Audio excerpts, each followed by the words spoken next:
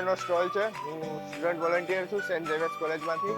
અહીંયા પ્લાઝમા પાયરોલિસિસ દર્શાવવામાં આવ્યું છે. આ છે મેઇન પ્લાઝમા ચેમ્બર. પ્લાઝમા બને છે આની અંદર.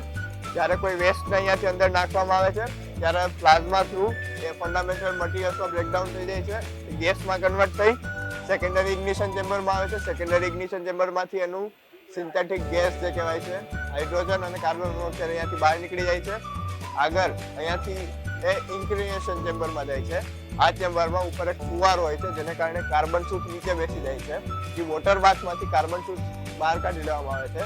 પછી આગળ જાય છે અહીંયાથી થઈ અને હીટ એક્સચેન્જરમાં નાઇટ્રોજન પ્યોર ગેસ હોય છે. એ ગેસમાંથી હીટ કાઢી અને એનાથી પાણીની વરાળ બનાવી અને એનાથી જનરેટર ફેરવીને ઇલેક્ટ્રિસિટી બનાવવામાં આવે છે. પછી જે બચે છે એને અહીંયાથી ચીમની થ્રુ બહાર કાઢી નાખવામાં આવે છે. અને CPCBના સ્ટાન્ડર્ડ્સ પ્રમાણે આ બધા આમાંથી થતા એમિટ જે ગેસીસ છે એ બધા એના સ્ટાન્ડર્ડ્સની અંદર છે.